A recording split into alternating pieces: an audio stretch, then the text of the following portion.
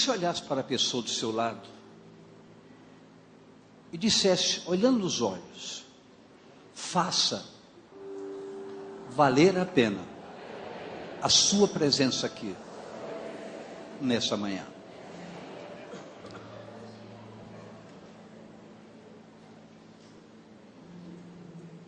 Certa vez, alguns meses atrás, ou quem sabe até já um ano, eu fui procurado por um senhor dessa igreja. Ele não está vindo mais. Ele me procurou e ele me disse: pastor, eu estou aqui, estou lhe procurando, se o senhor me ajudar, mas eu perdi o temor a Deus. Procurei ajudar da melhor maneira possível, se separou da família, se afastou da igreja, por falta de temor. Eu perguntaria, o que é temor a Deus? Porque eu acredito que nós precisamos vestir uma roupagem nova. O temor, ele precisa se manifestar em todas as circunstâncias. Eu tenho alguma coisa para conversar com o Edinho, eu não vou chegar aqui na hora do culto para conversar com ele. Vou aguardar o momento certo. E a Bíblia diz, há tempo para tudo. Eu até falei há pouco instante atrás, eu não posso fazer isso, não me é dado esse direito. Mas se dependesse da minha vontade, eu diria, por favor, venha para cá sem seu celular. Não troque a glória de adorar a Deus por uma distração inútil e fútil. Ah, mas a minha Bíblia está... Traga a sua Bíblia como eu trago. Traga a sua Bíblia. Porque ele não tem só a Bíblia, ele tem outras coisas.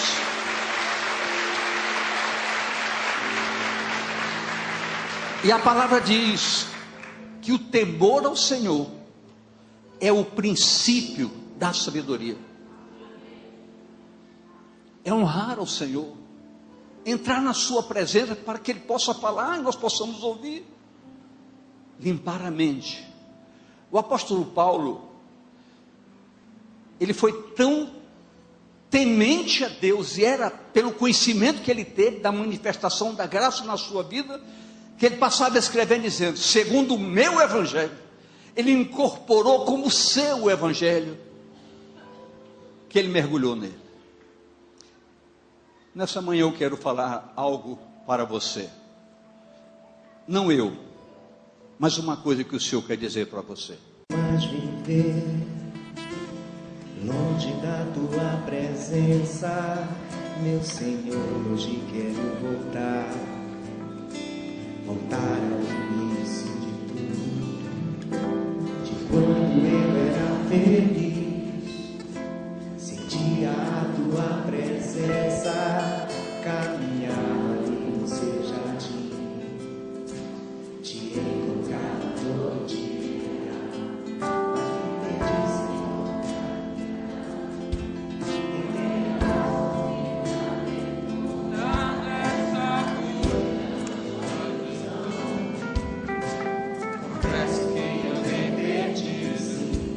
mas hoje tive no coração, arrependido de tudo que fez. Quero voltar, Senhor, para os teus filhos. Voltar, Senhor, para os teus filhos. Me molha, me lava, me ensina, me inspira e age outra vez no meu coração. Me molha, me lava, me ensina, me inspira e age outra vez no meu coração.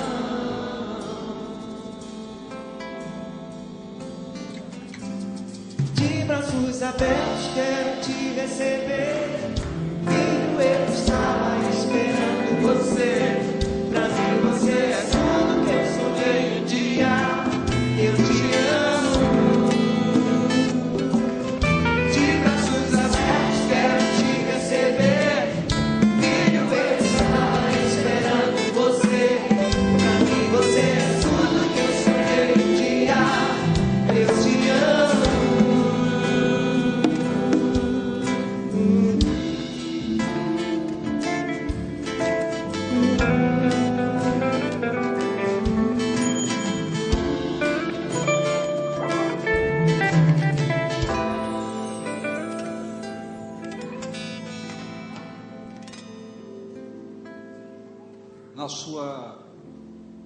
epístola segunda a Timóteo, Paulo fala sobre o seu compromisso no que diz respeito a pregar o Evangelho, sobre a sua chamada para isso e sobre o seu envolvimento em plenitude com a responsabilidade da seriedade do Evangelho. O apóstolo Paulo falava numa consciência plena do que era o Evangelho. Sabia que precisava pregá-lo na essência da verdade, para que a igreja se tornasse sadia na fé. Em 2 Timóteo 1, 11 e 12, ele nos diz o seguinte: para o que fui constituído pregador e apóstolo e doutor dos gentios, por cuja causa padeço também isto, mas não me envergonho, porque eu sei em quem tenho crido, e eu estou certo de que é poderoso para guardar o meu tesouro ou o meu depósito até aquele dia. Então, todo o foco do apóstolo Paulo é dizer: eu estou pregando aquilo que eu acredito, ainda que sofrendo consequências, afrontas, confrontos, eu sei o que me resultará em pregar e em viver esse evangelho na sua essência.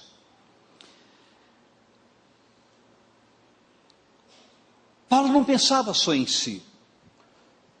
Ele trabalhava com equipes, formava grupos, se decepcionou com uns, foi louvado por outros, mas quando ele falou para Timóteo sobre como ministrar o evangelho, ele disse o seguinte, 2 Timóteo 4:2, que pregues a palavra.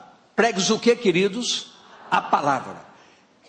Instar significa roga, suplica, explora, a tempo e fora do tempo, redarguas, repreendas, exortes, com toda longanimidade e doutrina.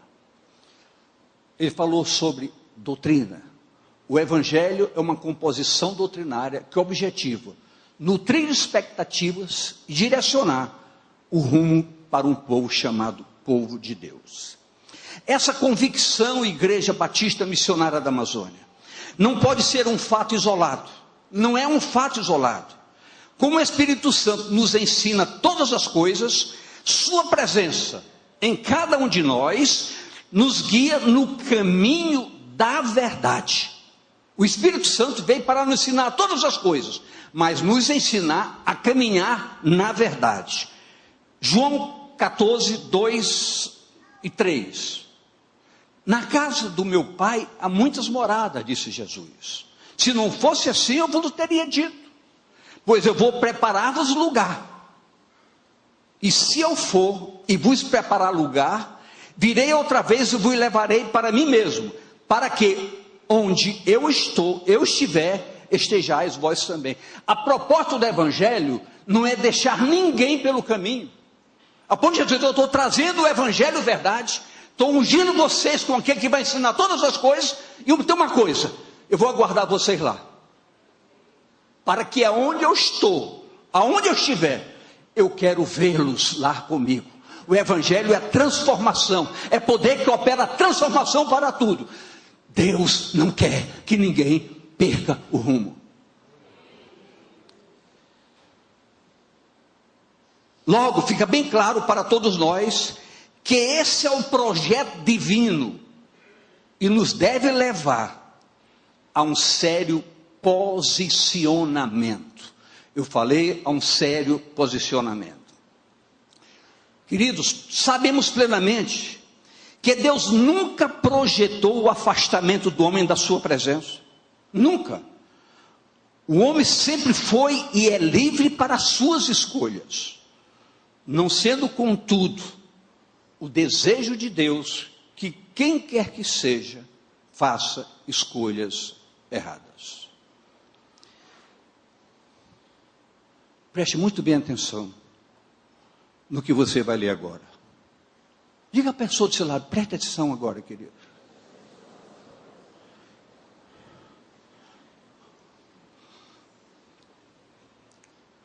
Jeremias 4:1.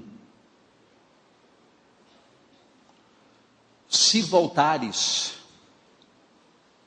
ó Israel, diz o Senhor, para mim voltarás.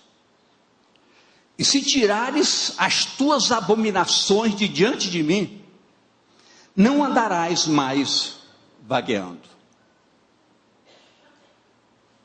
Eu coloquei aqui uma tradução contemporânea desse texto que diz assim: se queres, volta para mim, Israel. Volte de verdade. Precisa ser livre das tuas parafernálias, do medonho pecado. E não te afastes mais de mim. Só observe que a coerência da palavra é muito clara. Se. Agora, há uma pergunta a ser feita nesta manhã, para todos nós, ovelhas e pastores. Nós voltamos para o Senhor? Nós voltamos plenamente para o Senhor? Ele é prioridade em nossas vidas?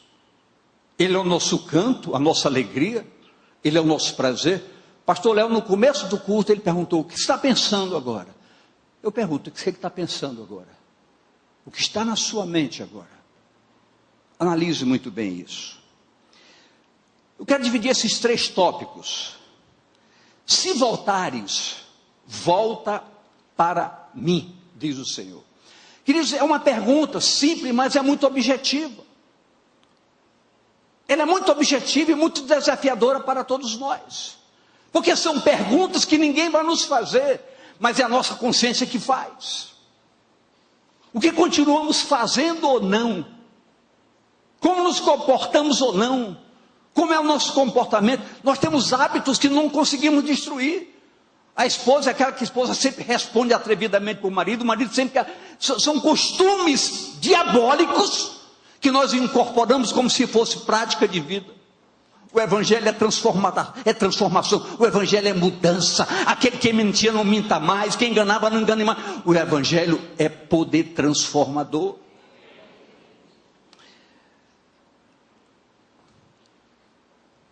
Precisas remover as tuas abominações.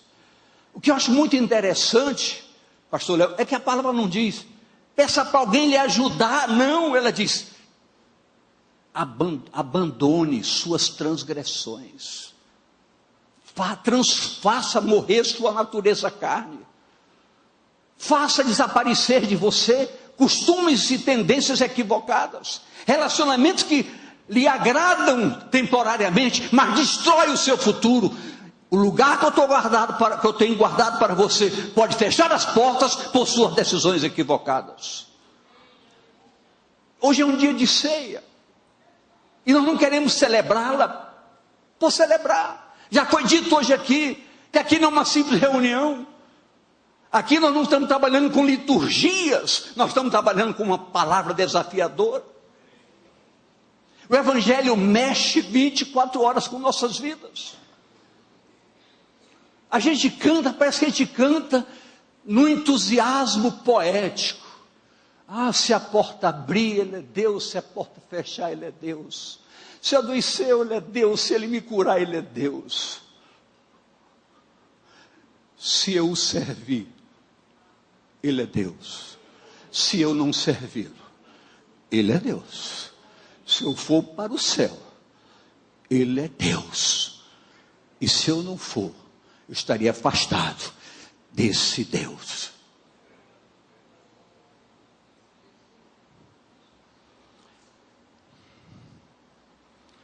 Não mais andarás vagueando. Essa palavra vagueando, eu fiquei meio... não preocupado, mas eu fiquei interessado em saber o seu conteúdo mais amplo.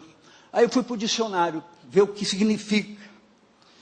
E lá O dicionário me disse assim: vaguear significa vida ociosa. Pasmem. A segunda palavra lá diz: aqueles que vivem bestamente. É como diz, é um abestado. Está no dicionário. Só tem o A, é negação. Lá é bestado, sem o A na frente. Mas a gente já enriqueceu negativamente. É ser inconstante. Não ter posições. E a Bíblia diz: não mais ande assim. Saiba quem você é. Saiba para onde você vai. A palavra dirigida a todos nós, é dirigida a todos nós, porque fala sobre Israel, mas Israel significa meu povo, e a palavra nos mostra que Jesus unificou o meu povo Israel com o meu povo ex-gentio. Tanto é que está Efésios 2, 14, 16, diz claramente isso: porque Ele é a nossa paz, do qual de ambos os povos fez um, e derribando a parede da separação que estava no meio, na sua carne desfez a inimizade, isto é, a lei dos mandamentos, que consistia em ordenanças, para criar em si mesmo, dos dois, um novo homem, fazendo a paz. Então a palavra é para todos nós, e pega o seu dedão e aponta, diga: a palavra é para você também. Queridos, quando Deus criou o homem, o colocou no jardim do Éden, para que o cuidasse. Deus queria e quer um relacionamento continuado. Vou grifar agora: Deus quer de mim e de você uma volta definitivamente. Analise, pense. Talvez você olhe para você aqui e diga: ele está falando porque não é com ele. Ele não pode imaginar os meus sentimentos. Eu estou apaixonado, eu estou ligado. Queridos, não há bloqueio que Deus não possa destruir. Nós cometemos equívocos terríveis, nós fazemos diferença absurdas. A palavra diz: Ele que perdoa os nossos pecados, sara todas as nossas enfermidades.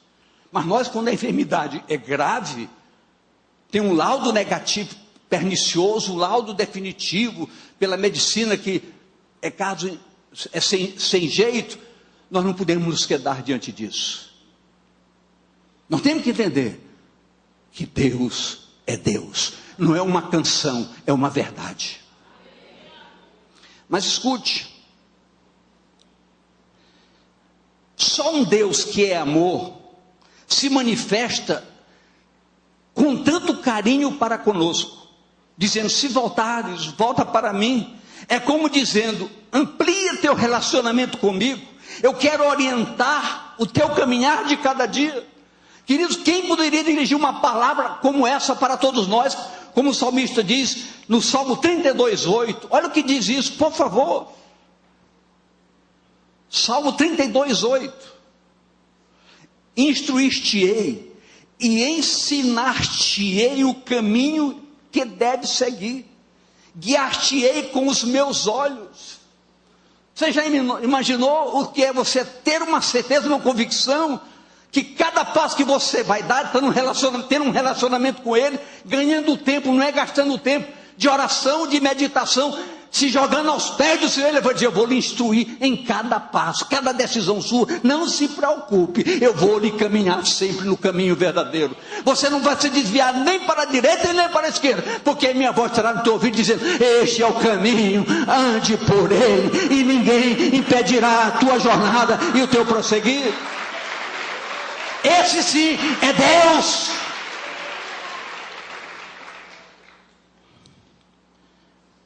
Esse salmo fala sobre a felicidade do homem perdoado.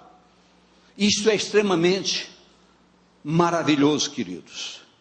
Voltar verdadeiramente, olhe para mim, por favor. Voltar verdadeiramente é um desafio.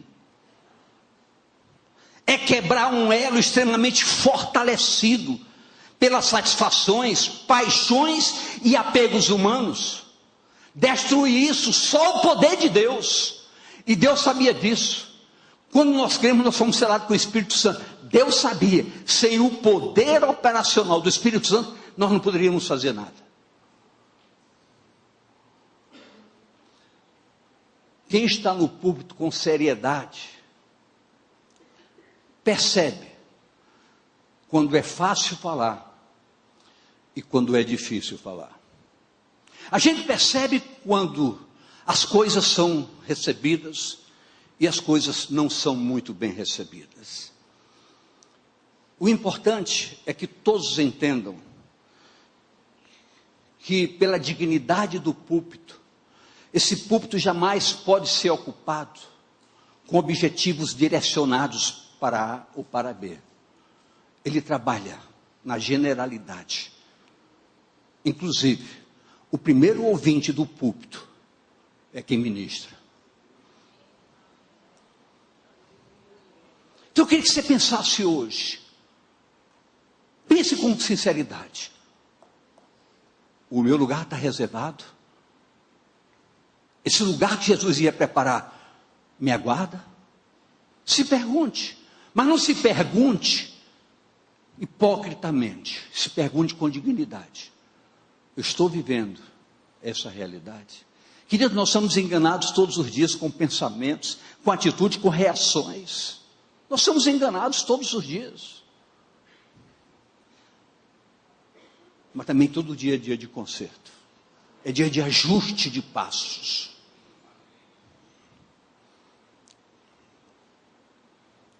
A igreja precisa ter consciência de que deve oferecer o melhor. A igreja precisa viver o melhor, e esse melhor chama-se Jesus Cristo, nosso Salvador e Senhor. Para chamar alguém de volta à sensatez, é necessário mostrar que vale a pena. E o mostrar como vale a pena não se faz com discursos, se faz com vida, com testemunho, com um caminhar verdadeiro, com atitudes mínimas possíveis, nos mínimos detalhes. Queridos, a gente não percebe. O inimigo age com sutileza, com pequenas coisinhas. Ele não chega com vocês, olha aqui, eu sou o diabo intentado, não. Ele vem pintadinho, um batom que você nunca viu, aqueles olhos bem trabalhados, ele vem disfarçado, querido.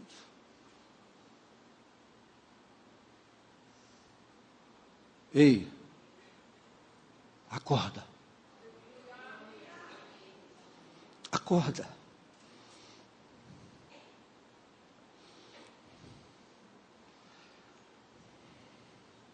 É vivê-la prazerosamente, uma vida sensível e responsável para com o Evangelho verdade. O projeto do Evangelho é efetivamente transformação. Transformação, que é operada, essa transformação, pelo agir com liberdade em nossas vidas, do Espírito Santo de Deus. É o que nos diz João 9:25, preste bem atenção. Respondeu ele, pois, e diz: se é pecador, não sei. Uma coisa eu sei, é que, havendo sido cego, agora vejo. Essa é a transformação. Quem ele era, eu não sei. Uma coisa eu sei, hoje ele é um homem de Deus. O que eu sabia no passado é que ela era uma prostituta. Mas o que eu sei agora, que é uma mulher de Deus. O Evangelho transforma. O Evangelho não carimba você com o passado. Ele carimba você com o presente. Aqui é uma igreja caminhando para o céu, decididamente, como Jesus fazia quando ia para Jerusalém. Decididamente. E todo mundo percebia que ele caminhava para Jerusalém. Porque ele não parava para nada. Em que você tem parado? É o transportar. Segundo Colossenses 1:13. Ele nos tirou da potestade das trevas e nos transportou para o reino do Filho do seu amor. esse transportar, a gente procura calcular ou imaginar alguma coisa sobre isso.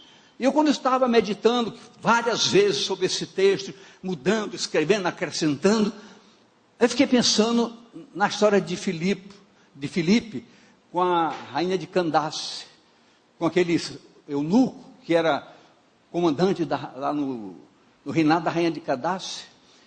E Deus disse: vai ali, que eu tenho alguém para tu falares. Ele foi e viu aquele homem meditando bem alto, falando sobre Isaías. Ele perguntou: sabes o que tu estás lendo? Como é que eu vou saber se alguém não me explicar? Ele entrou no carro e começou a falar. Chegou até o ponto do batismo, como aconteceu ontem. Filipe, se tem água aqui, tu quer ser batizado? Foi e batizou o eunuco. O eunuco entrou no carro. Filipe sumiu. Foi transportado. Então me vi daquela maneira. Esse é um transportar verdadeiro. De um lugar para outro. Olhe para mim. Você já foi transportado?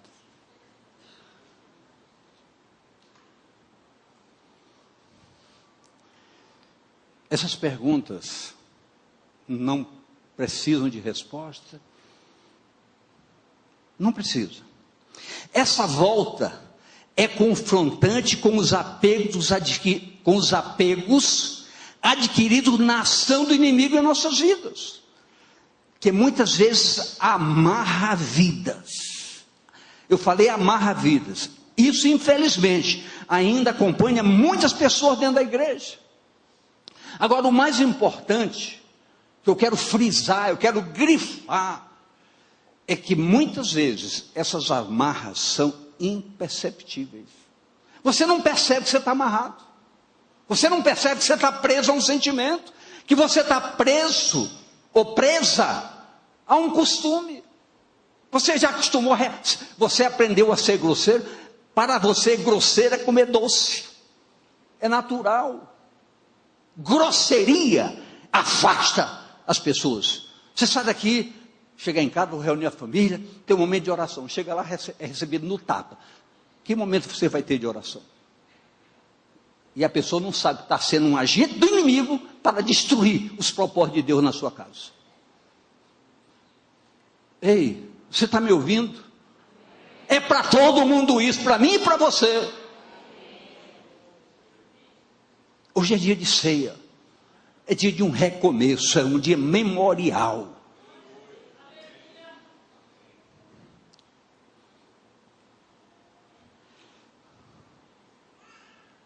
Vejamos Oséias 14, 1 e 2. Converte-te, ó Israel, ao Senhor teu Deus, porque pelos teus pecados tens caído. Tomai convosco palavras e convertei-vos ao Senhor. Diz-eles: expulsa toda iniquidade e recebe o bem, e daremos como bezerro os sacrifícios dos nossos lábios. São palavras que você não pode deixar cair no esquecimento. Você tem que grifar, levar para casa, colocar na sua porta e ficar lendo. Deuteronômio 4, 30, 31. Já desde a antiguidade, desde a antiga dispensação, esses fundamentos são evidentes. Quando estiveres em angústia, e todas essas coisas te alcançarem, então, no fim dos dias, te virarás para o Senhor teu Deus, e ouvirás a sua voz. Porquanto o Senhor teu Deus é Deus misericordioso, e não te desamparará, nem te destruirá, nem se esquecerá do concerto que jurou a teus pais. O Senhor está pronto, de braços abertos. Vocês não viram a canção há pouco? Eu pedi de propósito para cantar. De braços abertos para te receber, diz o Senhor.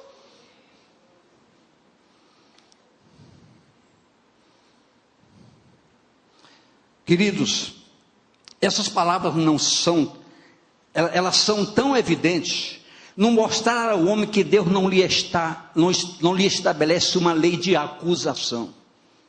Pelo contrário, Deus sempre nos mostra um sentimento de amor, com oportunidade de volta, na certeza de que o Senhor o receberá. É a graça em Cristo sendo projetada em sua dimensão maior. É como profetizou Jeremias. Olha o que Jeremias disse numa conotação profética. Portanto, assim diz o Senhor: se tu voltares, então te trarei e estarás diante da minha face. Se apartares o precioso do vil, serás como a minha boca. Tornem-se eles para ti, mas não voltes tu para eles. Tu serás um agente de conquista. Tu ganharás com o evangelho verdade nos teus lábios através da ação do Espírito Santo. Tu nunca serás atraído para lá, mas tu atrairás as multidões seguindo os teus passos. Porque o caminho da paz é um caminho de vida. Amém, queridos?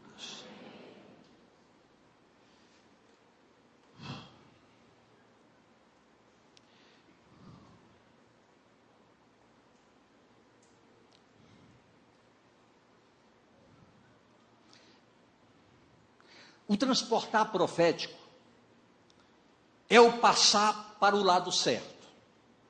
É a volta para a vida chamada verdadeira e abundante. É sair das aventuras enganadoras e entrar no caminho que leva a essa vida abundante. É não mais andar vagueando. Nós somos chamados efetivamente a perceber que às vezes, todos nós, às vezes, damos pulos fora do caminho. Mas isso não faz parte da nossa vida. Isso não é a nossa vida. É hora de definição posicional. De querermos ser o que o Evangelho demanda que sejamos. Assim como a cruz é instrumento de redenção, de propiciação e justificação, que objetivou trazer de volta os afastados por causa do pecado, a consolidação estabelecida numa igreja, ela precisa ser um instrumento de fé nessa graça de Deus em Cristo. É o experimentar os fundamentos da nova vida, é a recompensa da volta, é o compartilhar do leite e do mel, é o andar em abundância de vida. Essa consolidação é uma responsabilidade da igreja. Daí, queridos, a gente ficar não cobrando, não gritando, mas dizendo: amigos, por favor, célula é um agente de bênção em nossas vidas. O discipulado é uma ajuda singular em nossas vidas.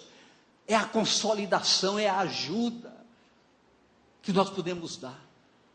Mas nós não podemos impor nada a ninguém. Nem o Evangelho impõe nada a ninguém. Eu falava há pouco com a pastora Rosana ali, dizendo: se dependesse de mim, como eu disse há pouco, ninguém subiria para cá com celular, como eu não subo, nem trago. Nada pode tirar a nossa visão desse momento precioso de adoração. Mas eu digo para você, o diabo não para. Mas eu digo para você, o Espírito Santo também não.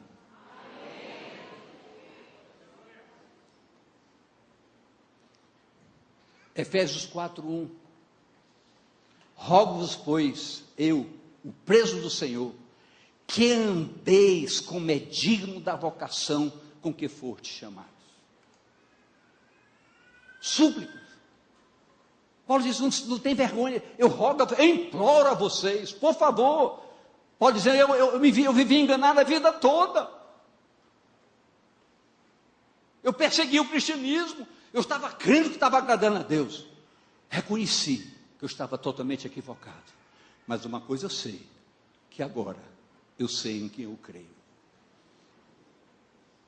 Igreja, a ação da igreja deve ser a prática do ensino objetivo para isso. Fatos que diferenciam apenas o oferecer suprimentos. É que muita gente gosta. Vamos oferecer suprimentos, vamos falar de um Deus que cura, que sara, amém. Mas se Ele não curar, Ele não sarar, Ele é Deus. Então nós temos que sair desse foco, para adentrar numa razão mais clara, mais objetiva. Não queremos oferecer suprimentos temporais por necessidades. Queremos oferecer para cada um aqui uma pessoa chamada Jesus Cristo, que é vida além de todas as coisas. Todo aperfeiçoamento advém de busca de um íntimo relacionamento com o Senhor. Queridos, falar em íntimo relacionamento, parece que a gente está falando uma linguagem estranha. Pastor, o que é isso? É tão simples. Obedece. Entra no teu quarto, fecha a tua porta, se te prostra. Não olha para o tempo, olha para o teu propósito. Agora, para de pedir. Adora, que na tua adoração, Deus vai colocar, quando abrir os olhos, tudo o que tu pediste. E ainda sobra.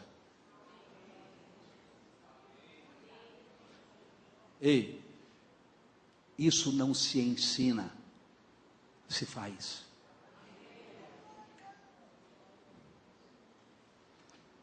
Efésios 4, 11 a 13. Ele mesmo deu uns para apóstolos, outros para profetas, outros para evangelistas, outros para pastores e doutores, querendo o aperfeiçoamento dos santos, para a obra do ministério, para a edificação do corpo de Cristo, até que todos, quantos? Por favor, quantos? Eu ainda não ouvi, deixa eu aproveitar e tomar água. Toma uma água aí aqui. Todos. Toca na pessoa do seu lado. Digo, inclusive você. Epa, você também. Todos. Cheguemos à unidade da fé, ao conhecimento do Filho de Deus, a varão perfeito, à medida da estatura completa de Cristo. Esse é um propósito. É o propósito objetivo da igreja, através do Evangelho verdade. O Evangelho que não pode confundir, nem ser confundido. Esse relacionamento é resultante do propósito determinado por cada um. Para que eu alcance essa dimensão, eu tenho que me determinar. Eu tenho que me determinar. Ninguém pode fazer isso por mim. Sabe como é que a gente pode imaginar? Quem já foi católico aqui?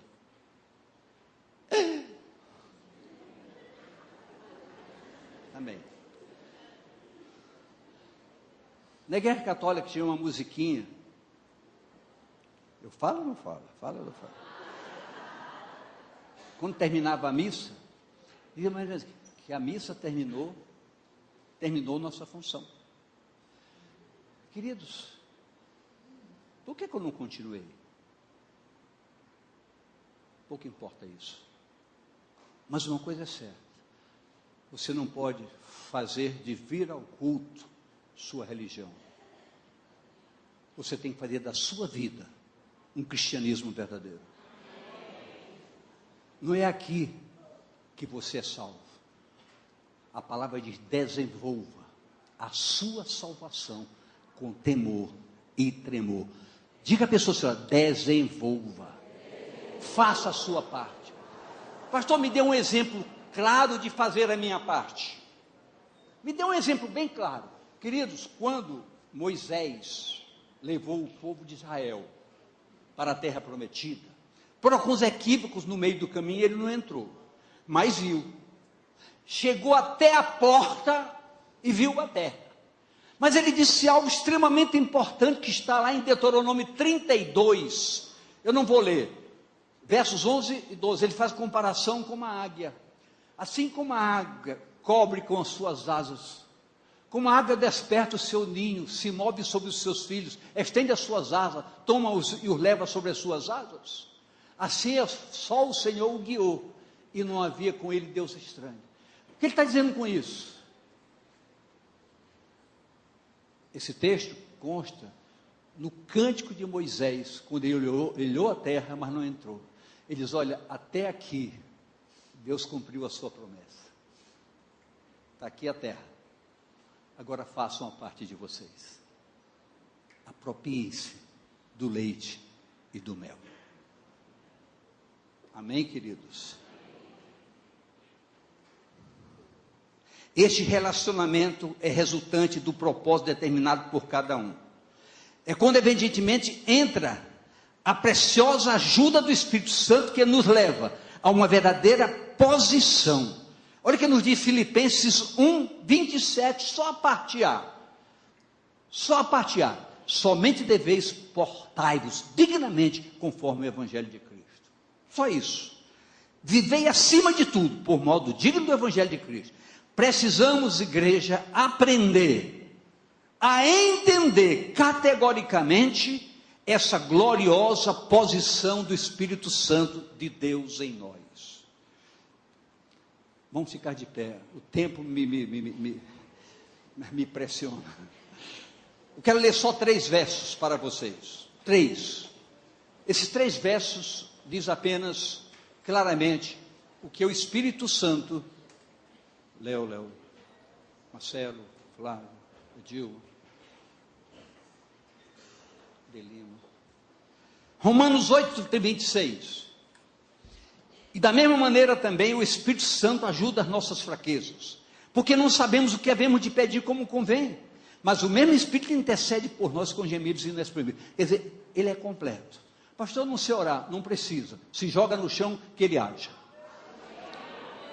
1 Coríntios 6, 19. Ou não sabeis que o nosso corpo é templo do Espírito Santo que habita em vós? Porventura, proveniente de Deus, e que não sois de vós mesmo? Quando você se joga lá, você não é seu, você é dele. Ele toma conta de você. E por fim, Efésios 2, 18 e 22.